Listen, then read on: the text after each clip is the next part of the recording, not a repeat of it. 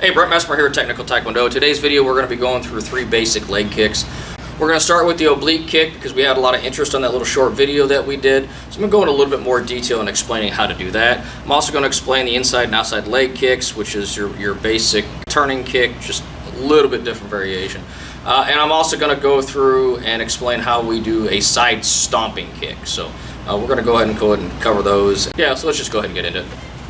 If I was doing some kind of combat sport, I would not throw this kick. This kick, when done correctly, will blow somebody's knee out. Okay? To me, this is something that should be used for self-defense. It could be used just to get them to back off, but primarily, I would not use this. This is a career ender. There's been too many guys who've had their knees blown out and who haven't been able to fight for 2 years because they're going through reconstructive surgery on their whole knee. Yes, it's legal in mixed martial arts. No, I don't think it should be. It's one of these things that it does too much damage. Okay? If you know how to do it right, which is trying what I'm showing you guys is how to do it correctly. Okay? But if I come up with that much force on someone's knee, it's broken. Okay? It's basically an inverted stomp. You want to bring that knee up from the outside. So warm this up with some outside knee lifts. Okay? Take your knee to the outside of your shoulder. Just get this loosened up. So I'm bringing that knee up from the outside. My toes are turned out, coming in that way. I can hit a little bit on a 45. That's not that big of a deal. If I can turn my toes all the way over, that's fine too. Okay? As long as your hip comes up and you're coming down that way. To do the oblique kick, you are in punching range. I mean, I am not super far away. So if I have my guard down, probably going to get punched at the same time I kick this guy. So you're going to have to set this up. When that knee comes up, you want to bounce off or re-chamber off in the same direction you came. So my knee is going to bounce back up towards my chest. That's going to give me that reaction force that I want and really drive home the power on that kick. Coming up with that back leg, coming right above the knee. We're striking right above the patella, if I remember my medical term correctly. Does that sound right? Sounds right, sir. Oh, good. Okay, so I'm bringing that knee up to the outside. And again, it's basically that inverted stomp. If I'm coming down for the ankle strike, okay, I'm coming here. Notice as I'm coming in, I want to cover his guard. Okay, striking down that way. From the outside, if I sidestep, I cut an angle, okay, I can blow the knee out completely, okay, or again, smash the ankle. If I was coming from the inside, again, this probably is going to not happen as often, and more than likely, the thing that I'm going to be striking isn't this leg, it's that one. Okay, so if you're on the open side, if you step in and you're here, more than likely you're going to attack the rear leg. I can come up to the hip. Okay, so I'm picking that knee up and driving it, and see how his hip buckles that way. Okay, so if I'm coming in here, his face comes in, his leg goes back, either opens up another shot here or it opens up a right cross. The oblique kick, you primarily see it coming off of the back leg. Very rarely, in fact, I don't think I've ever seen it, where anybody's ever hopped and done it. There's no reason you can't. The concept's just, it's a kick, so the concepts are all the same. I can hop in and throw that oblique kick. Okay. I didn't say it was awkward, I just said you could do it. So I can do a little bit of a hop, or I can come off the back leg and jump. Okay. Driving in there. My other option, again, this is one you don't see a whole lot of, is coming up with the front kick. I'm striking that back leg, coming up with the front kick just above the knee on the inside is a very useful skill. Coming up front kick to the kneecap is also not something that you should ever do in any kind of combat sport. I don't care what you're doing. I can do front kick to the front of the ankle.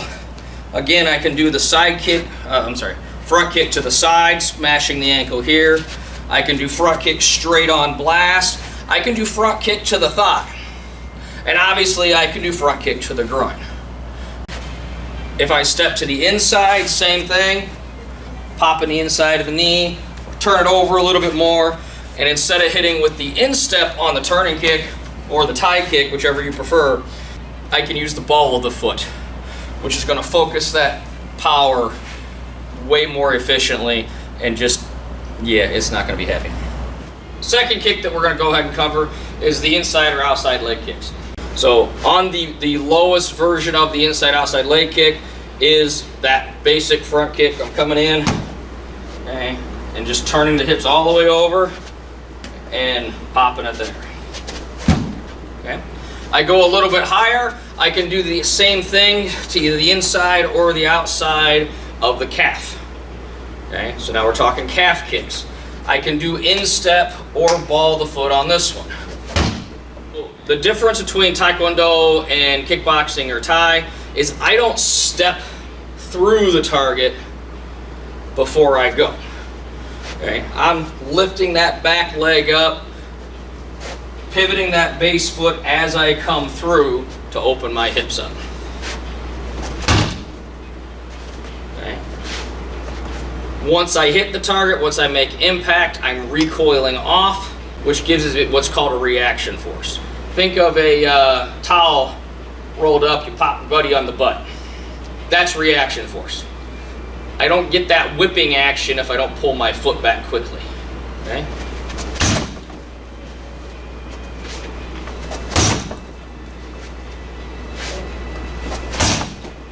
Okay. So that would be calf level. I go a little bit higher. I go to the inside, just above the knee, on inside or outside. Okay?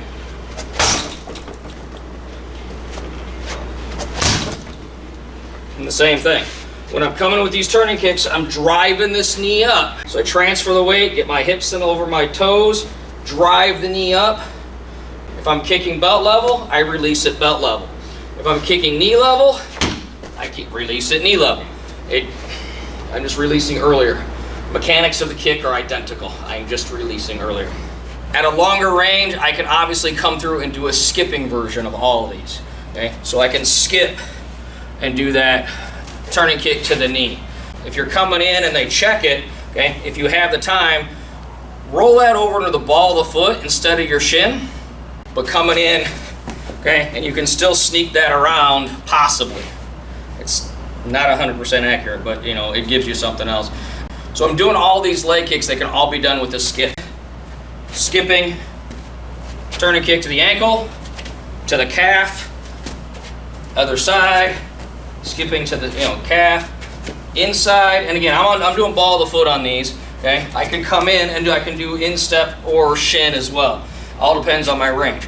Again, the one thing that we are not doing is stepping through, opening our hips up, and driving through. That's the Thai version of this. We do our kicks to be much faster. Okay, and I don't telegraph it. I don't step before I go. I just go. Okay. So all of these motions can be done out of a skip motion. Yeah. The third leg kick that I want to talk about, basically it's a side kick. Okay? Again, just like the oblique stomp, I gotta bend the base leg. Okay, so if I'm stomping low, I gotta bend this knee to bring my striking foot low enough to make impact. But striking down that way. Basic stomp is a side kick. If I'm going low, that means I'm really close to the target. You have to be conscious of that. Probably the easiest way to do this and start off is step up, and there's my side kick. Okay? So a couple things on this. Number one, I don't have to pivot the base foot. Okay?